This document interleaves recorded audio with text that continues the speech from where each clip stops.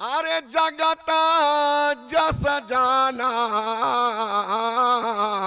आलोकप जाके बंदी खाना। ए दुष्ट, मैं वह रावण हूँ, सारे सुरपाल छितपाल दिगपाल सूर्य शशि हमारे भुजाओं के अंदर कैद हैं। मेरा नाम है लंकाधिपति रावण। सुनने वाले का कान ही फट गया, पूछना ही बेकार चला गया। बड़े घमंड में बोल रहे हैं, पर याद रखना ये तो रावण अपना नाम बताया, लेकिन उसी रामचरितमानस में हमारे भुवन मोहन श्याम सुंदर नीलमणि कौशल्यानंद वर्धन रघुनंदन से भी पूछा गया। कथानक विस्तार से नहीं कहना। कहाँ जब धनुष तोड़ा श्री राम ने, परशुराम जी पधारे और परशुराम ने जब पूछा तेरा नाम क्या है, याद रखना रावण बड़े घमंड से बोला। राम कह रहे हैं भार्गव, मेरा कोई बहुत बड़ा नाम नहीं, बोल क्या नाम है। हाथ जोड़कर पहले ही संबोधन में विनम्रता की पराकाष्ठा बोले मेरा नाम राम मात्र, बोले राम मात्र लघु नाम हमारा, परशु सहित बड़ा नाम तुम्हारा। ए भार्गव, हमारा तो केवल 2 अक्षर का छोटा सा राम नाम है, आपका 5 अक्षर का परशुराम विशाल नाम है। हमारे नाम और आपके नाम में कोई तुलना नहीं है। ये राम जी बोल रहे हैं। अब आइए हमारे भक्तराज हनुमान के पास। लंका में विभीषण ने पूछ दिया आपका नाम क्या है। अंजनी लाल ने कहा विभीषण, नाम बाद में सुनना प्यारे, पहले परिणाम सुन लो। क्या बोले प्रात ले जो, बोले प्रात ले जो नाम हमारा, बोले ते ही दिन ताही न मिलाई आहारा। विभीषण अगर हमारा कोई प्रातः काल नाम ले लेगा तो उसको बिना पंचांग देखे ही एकादशी का व्रत करना पड़ेगा। इसलिए पर ध्यान देना, ये हनुमान की विनम्रता है। एक बात याद आ गई, आपको 1 सेकंड में सुना दूं। जिस महापुरुष का नाम लिया बंधुओं, जीवन के अंतिम क्षणों में एक बार उस महापुरुष के श्रीमुख से विस्तृत वाणी को सुनने का सौभाग्य सभाग्य के कान को भी मिला था। माघ मेला में प्रवचनोपरांत जब वो महापुरुष कुटिया में जाकर थोड़ी देर के लिए बैठे, एक सज्जन आए और यही प्रश्न पूछ दिया। बोले महाराज श्री, मैंने सुना है कि रामायण में हनुमान जी ने कहा है मेरे नाम लेने से व्यक्ति को भोजन नहीं मिलता। हम लोग तो केवल जब कभी कोई पूछता था तो इतना ही उत्तर देते थे, प्यारे हमसे क्या पूछ रहे हो, हम लोग तो उन्हीं के नाम पर दुनिया में टहल टहल कर हलवा पूरी छान रहे हैं। लेकिन यही बात जब संत करपात्री जी महाराज से उस व्यक्ति ने पूछा, उन्होंने प्रश्न के संदर्भ को ही बदल दिया। उनको तुरंत याद आ गई हनुमान के दीनता की, और उनके मुंह से निकला, प्यारे अगर हनुमान का नाम लेने से भोजन ही मिला तो क्या मिला। उसने कहा मैंने समझा नहीं। करपात्री जी महाराज ने कहा, प्यारे अगर हनुमान का नाम लेने से भोजन ही मिला तो क्या मिला। अरे भोजन तो संसार के लोगों का नाम लेने से भी मिल जाता है। उसने कहा फिर नहीं समझा स्वामी जी।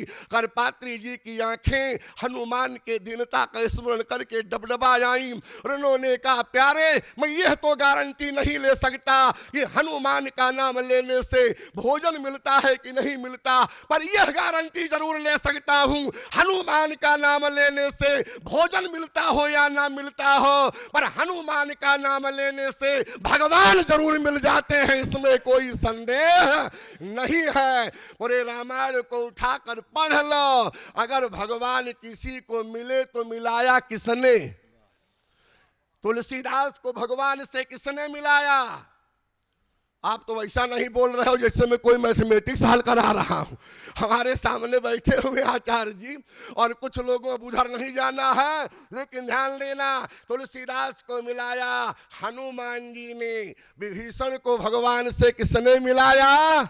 हनुमान जी ने। सुग्रीव को भगवान से किसने मिलाया? दुर्दांत दैत्य राक्षस राज रावण के क्रूर बाह पासों में आबद्ध अशोक वाटिका में बंदनी जनक नंदनी, जो अपने प्राणनाथ अनाथ के नाथ दीनानाथ रघुनाथ के विरह वियोग जन्य तीव्र ताप से संतप्त होकर के प्राण छोड़ने को तैयार थी, ऐसी वैदेही को कथा सुना करके जिलाने वाला, और फिर वैदेही को ले आकर के भगवान से मिलाने वाला कौन?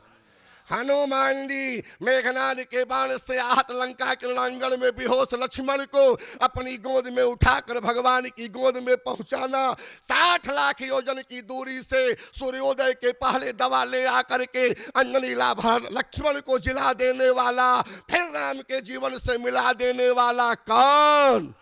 हनुमान जी।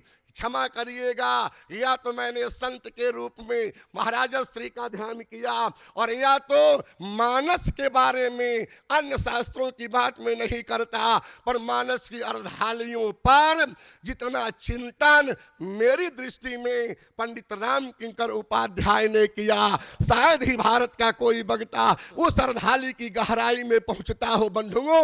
लेकिन याद रखना, अपने पंडित पिता शिवनायक उपाध्याय के चौथे पन में हनुमान की कृपा से राम किंकर जी मिले थे, इसलिए हनुमान का एक बरैनी में मंदिर था। 7 दिनों के लिए राम किंकर जी महाराज हनुमत जयंती के अवसर पर अवश्य में वहां जाते थे। उनका नाम ही था राम किंकर, और उन्होंने एक कविता बनाया है स्वामी जी, हनुमत चरित्र के पृष्ठभाग पर उन्होंने लिखा है, यदि धरती पर अंजनी लाल का अवतरण ना हुआ होता तो धरती के 6 काम ना होते।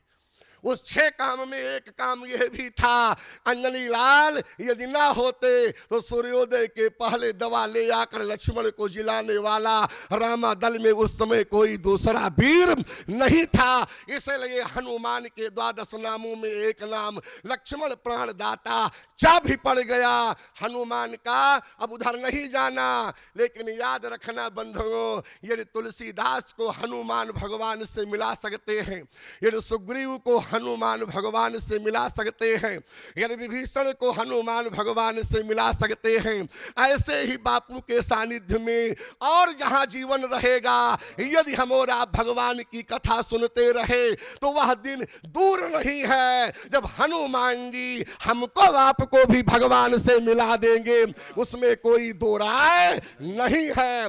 अब उन्हीं हनुमान के जीवन की इसी विनम्रता से प्रभावित श्री राम एक बार एकांत में अंजनी लाल के सामने, जब आप हमारे पूर्व विद्वान से सुन रहे थे, ऋणिया की बात कहा, तो अंजनी लाल ने कहा सरकार ऋणियापन छोड़ दो, एक काम करो, यदि आप मुझसे द्रवित हो प्रसन्न हो तो एक काम करो। बोले क्या? का आप हमको अपने हृदय में बैठने के लिए जगह दे।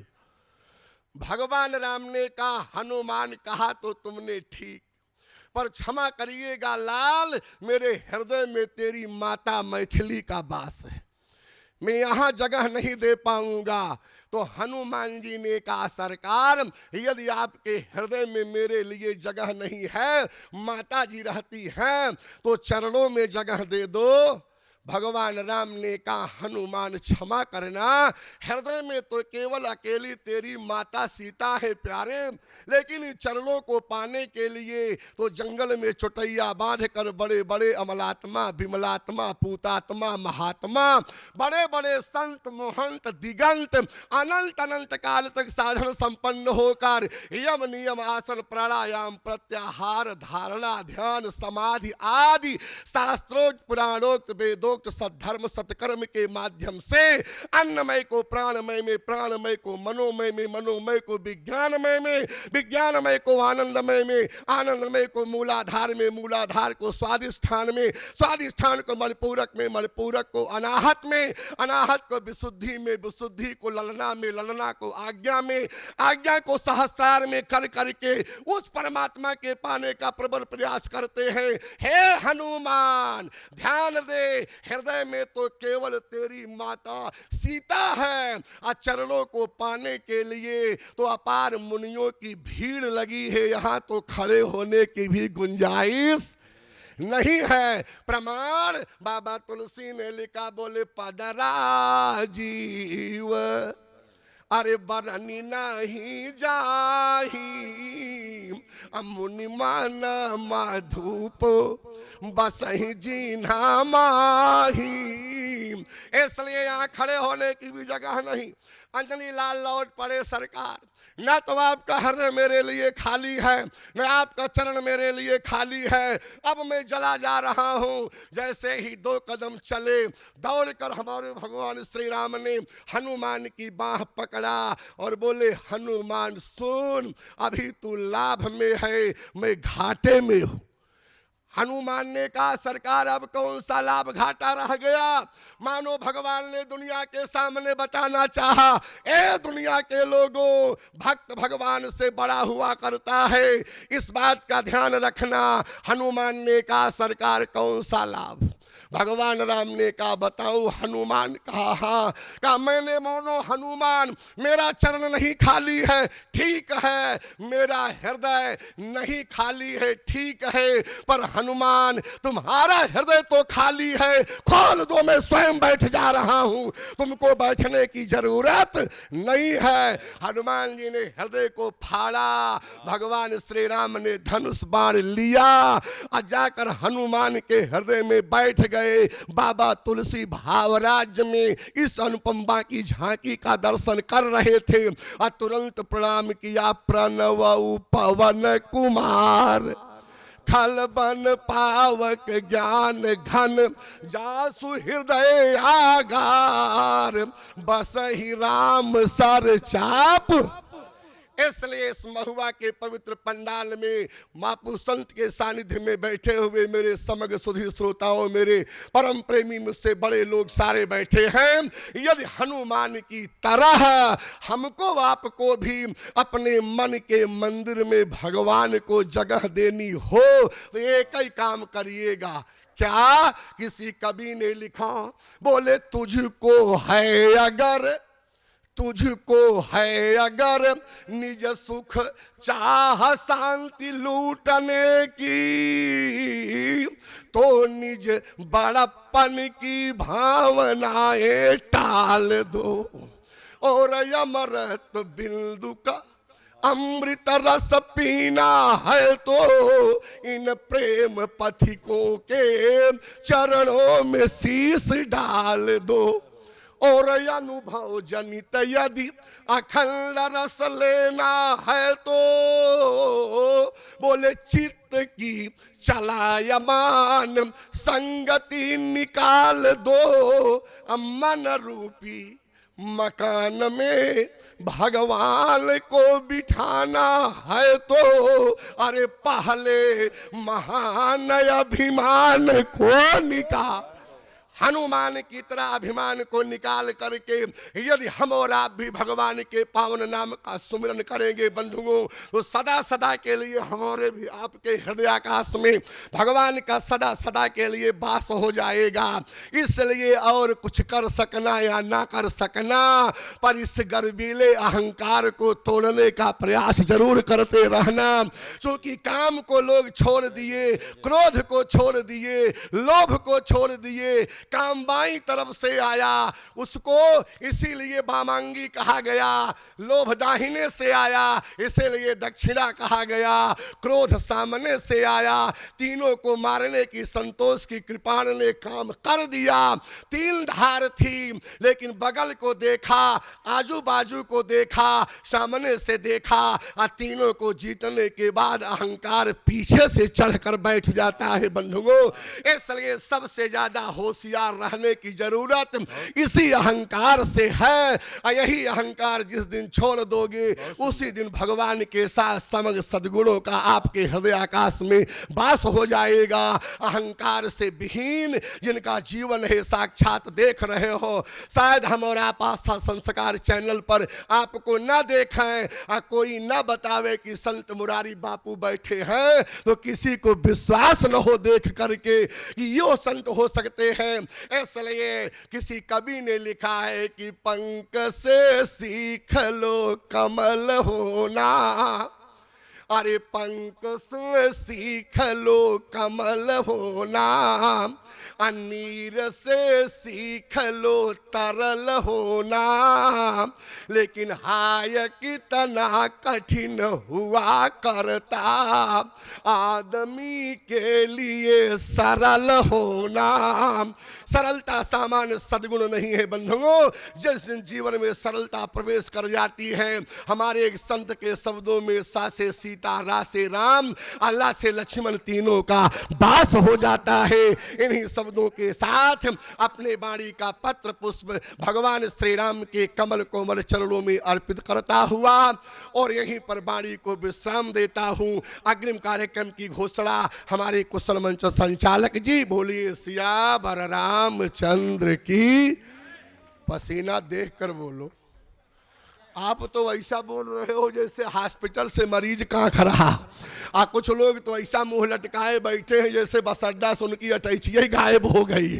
थोड़ा प्रसन्न होकर बोलो, बुलंदी में बोलो, धारों में की, और जोर से धारों में की, आधारों में का, आधारों में का, प्राणियों में भावना हो, प्राणियों में भावना हो, विश्व का कल्याण हो, विश्व का कल्याण हो। नमः पार्वती पतये हर हर महादेव। वाह, मानस प्रेमी सज्जनों, अभी अभी प्रतापगढ़ से पधारे हुए श्री दिनेश त्रिपाठी जी के द्वारा बड़ी सारगर्भित कथा हम लोग श्रवण कर रहे थे। समय अधिक हो रहा है। हम लोगों के बीच श्री अवध धाम से पधारे हुए श्री स्वामी हर्षण, श्री राम हर्षण दास जी महाराज के कृपा पात्र, विशेष कृपा पात्र श्री वल्लभदास जी महाराज मंच पर विराजमान हैं। और मैं अब चाहूँगा कि आप व्यास गद्दी पर उपस्थित होकर के अपने वचनामृत उपदेशामृत से हम सभी श्रोताओं को लाभान्वित करने की कृपा करेंगे। वैसे महाराज श्री को एलर्जी हो गई है, बीच में पता नहीं कैसे काफ़ी कुछ बोलने के मूड में नहीं थे, लेकिन हम लोगों ने प्रार्थना किया है कि अब आप इतनी माने जैसे तैसे भी यात्रा करके आप पधारे हैं, तो चाहे कम ही दो ही शब्द हो, आपका आशीर्वाद होना चाहिए।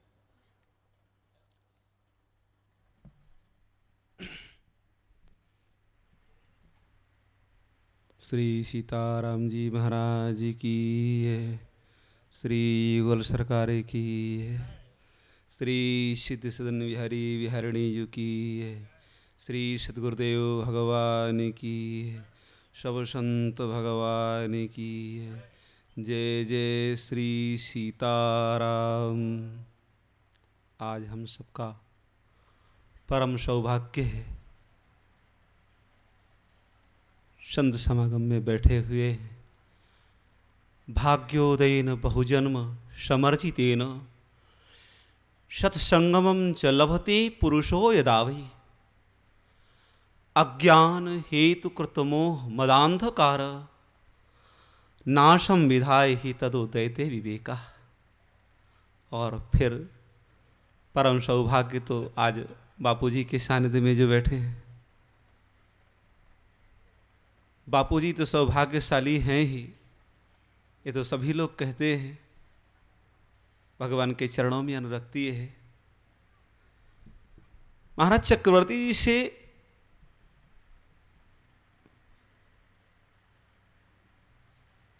अयोध्या के सभासदों ने कहा, महाराज आप श्री राघवेंद्र सरकार को शीघ्र ही राजा बना दीजिए, विलंब मत करें। चक्रवर्ती जी ने पूछा, मुझसे कौन सी ऐसी गलती हो गई, मुझ में ऐसी कौन सी कमी है जिस कारण से तुम लोगों ने मुझे राजा पद पर स्वीकार नहीं किया, स्वीकार राम को किया है। कहा, महाराज अगर आपके जीवन में सबसे बड़ी कोई विशेष गलती है तो गलती यही है कि आपने राम जैसे पुत्र को जन्म दे दिया है। तो बापूजी से भी परम सौभाग्यशाली तो बापूजी की मां हैं जो उन्होंने बापू जैसे पुत्र को जन्म दिया है।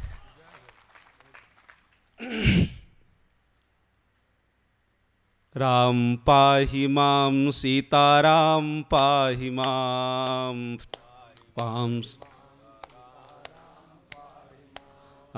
राम पाहि मां सीताराम पाहि मां राम पाहि राम पाहि मां सीताराम पाहि मां राम पाहि मां राम पाहि मां सीताराम पाहि मां राम पाहि राम पाहि मां सीताराम पाहि मां राम पाहि मां सीताराम पाहि मां राम पाहि मां। श्री सीताराम जी महाराज की। अनंतानंत ब्रह्मांड नायक जगन्यंता सर्वेश्वर अकारण करुणावरुणालय सरस्वत तड़दित विनंदित पीतांबरधारी आनंद कंद राघवेंद्र सरकार रमन्ते योगिनो यस्मिन् सत्यानंदे चिदात्मनि समस्त योग जब रमणीय प्रभु जो निरंतर अप्राकृत प्रदेश में ही निवास करते हैं, जहां प्रकृति का सर्वथा अभाव ही अभाव बना रहता है, जिसे हम कहते हैं यद गत्वा निवर्तन्ते तद्धाम परमम मम। ओ भगवान का जो दिव्य धाम है, अप्राकृत प्रदेश है, उस अप्राकृत प्रदेश में रहने वाले परमात्मा को ही प्रकृति में लाने वाले कौन हैं? आचार्य सदगुरु। सदगुरु अपने महद्गुरुता के द्वारा उस अप्राकृत प्रदेश वाले राम को भी प्रकृति में लाने की सामर्थ्य रखते हैं।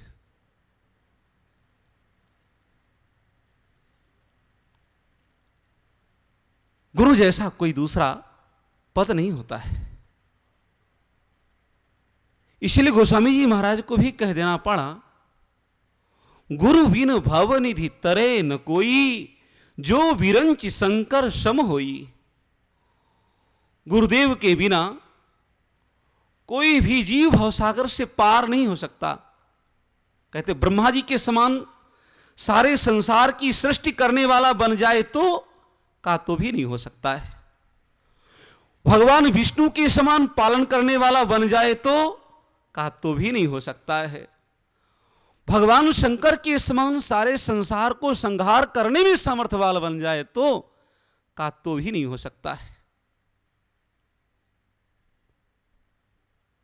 एक राम को अनंत रूपों में विभक्त करने की सामर्थ्य आचार्य में है। हमारे संत और शास्त्र श्रुति ये बतलाते हैं, एकम सद्विप्रा बहुधा वदंती, एक ही ब्रह्म है, उसे हम अनेक नामों से जानते हैं।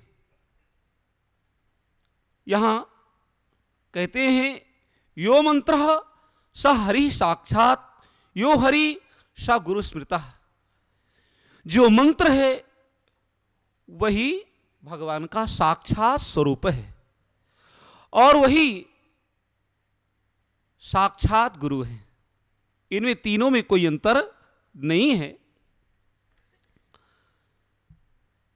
जितने राम मंत्र प्रदान करते हैं या कोई भी मंत्र आचार्य प्रदान करते हैं, जिन जिन शिष्यों के कर्ण में ले जाकर के राम मंत्र को या कोई नारायण मंत्र, शैव मंत्र, विष्णु मंत्र, जो भी मंत्र आचार्य देते हैं, जिन जिन को प्रदान करते हैं उनको उतने ही इष्ट प्रदान कर देते हैं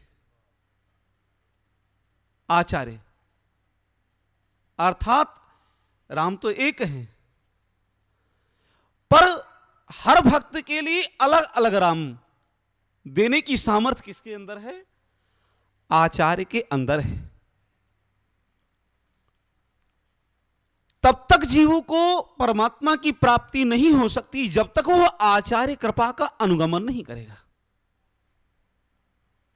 महाराज चक्रवर्ती जी ने 60,000 वर्ष तक प्रतीक्षा की है। वाल्मीकि के अनुसार 60 वर्ष सहस्त्राणी जातस्यमेन कौशिक। हे कौशिक, मैंने 60,000 वर्ष के बाद पुत्र को प्राप्त किया है।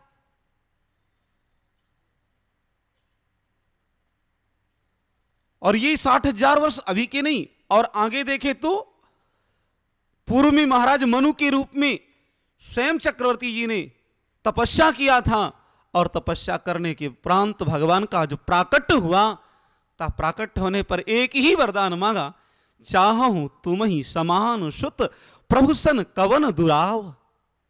हे प्रभु, मैं और आपसे कुछ नहीं चाहता हूं, चाहता हूं तो केवल मात्र आपको ही पुत्र के रूप में चाहता हूं। महाराज मनु के रूप में ही श्री महाराज चक्रवर्ती जी को वरदान प्राप्त हो गया, पर फिर भी पुत्र की प्राप्ति नहीं हो रही है। महाराज चक्रवर्ती को सामान्य पुत्र की प्राप्ति नहीं चाहिए, मरण धर्मा पुत्र नहीं चाहिए, संसारी पुत्र नहीं चाहिए। चाहिए कौन? राम जय सीताराम। श्री सीताराम जी महाराज की। परब्रह्म परमात्मा को ही पुत्र के रूप में प्राप्त करना चाहते हैं। और इधर श्री राघवेंद्र सरकार ने भी आज्ञा प्रदान कर दी है। चक्रवर्ती जी पुत्र के रूप में चाहते हैं और प्रभु भी आना चाहते हैं, पर तब भी आ नहीं पा रहे। क्यों? क्योंकि अभी आचार्य कृपा पूर्ण रूप से वर्ण नहीं की है।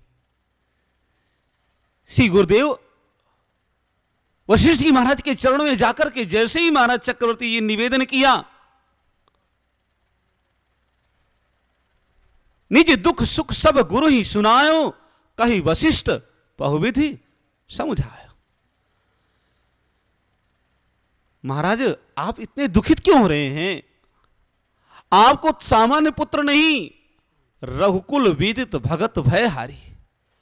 रघुकुल के विदित भक्तों के भय को दूर करने वाले वही परब्रह्म परमात्मा तुम्हें पुत्र के रूप में प्राप्त होंगे। और महाराज चक्रवर्ती जी ने गुरुदेव की आज्ञा अनुसार यज्ञ कराया, जिसके फलस्वरूप उन्हें पुत्र की प्राप्ति हुई। यज्ञ है क्या?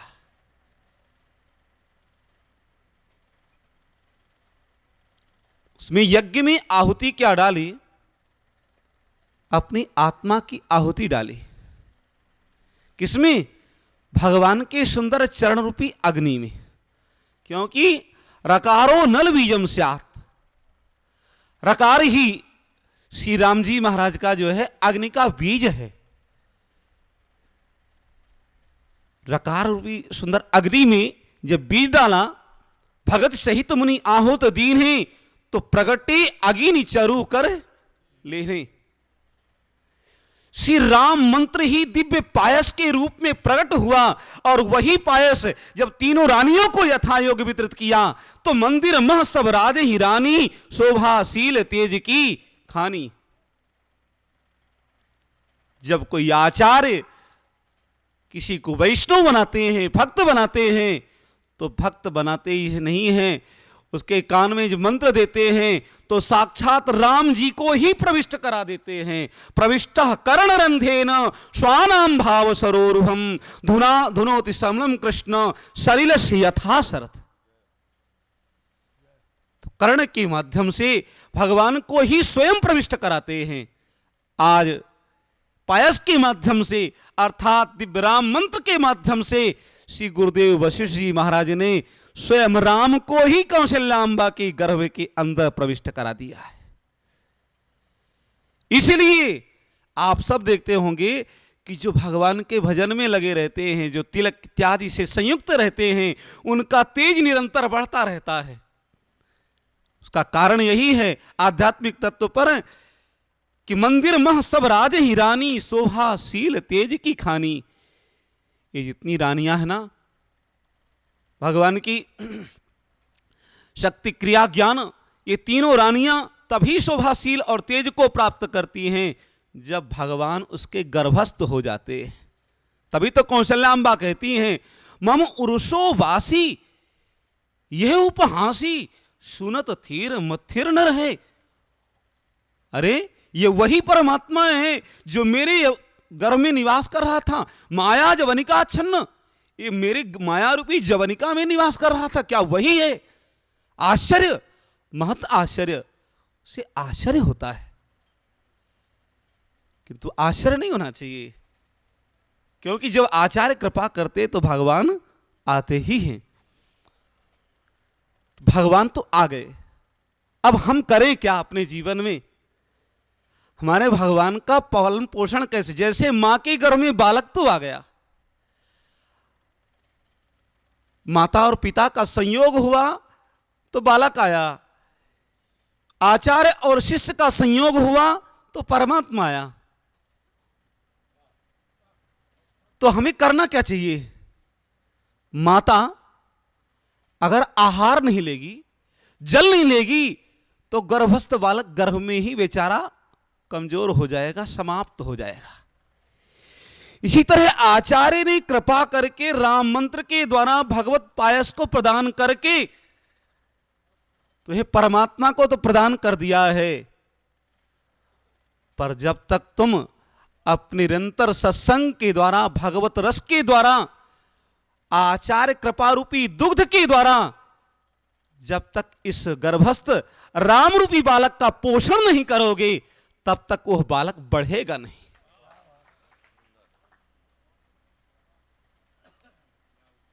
इसको हमको अपने निरंतर बढ़ाने का सुंदर प्रयास करना चाहिए। जब बालक गर्भ में आता है तो मां को एक चिंता होती है, वो सुंदर समय कब आएगा जब हम अपने बालक का सुंदर दर्शन करेंगे, मुख को देखेंगे, अपने बालक को हम पकड़ करके ले करके चलेंगे और बढ़िया सुंदर टिंकल टिंकल लिटिल स्टार बना करके हम दौड़ाएंगे। इच्छा होती है ना, वही इतनी इच्छा प्रबल हो जाती है, ज्वाजल्यमान हो जाती है, इतनी प्रखर हो जाती है कि वो इच्छा मां के अंदर की प्रकट होकर के वो प्रसव वेदना के रूप में प्रकट हो जाती है। इसी तरह उस भक्त के अंदर विरह वेदना जागृत होती है।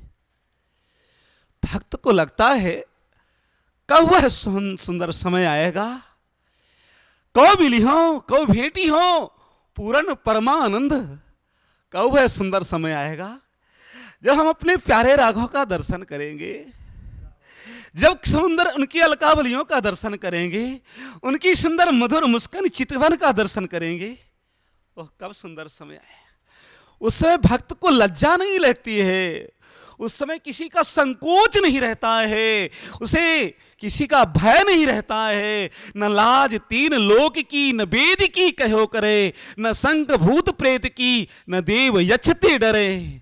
वो किसी से भयभीत नहीं होता है, और वो से तो केवल मात्र एक ही इच्छा होती है, कब वो राम जी का सुंदर समय आएगा जब दर्शन करेंगे, कब वो सत शशिशुक सारम कोटि कंदर्प पारम जलधर तनुश्यामम सौम्य शोभाभिरामम नव नलिन सुनेत्रम मोद माधुर्य क्षेत्रम मधुर मधुर हास्यम फुल्ल शी पंकजास्यम रविकुल रविरामम पुण्य सुश्लोक नामम हृतजन परितापम चारु चापम मनोज्ञम विहरत पुर नित्यम वाम सीता सुभृत्यम अमित गुण समुद्रम नौमि श्रीराम भद्रम।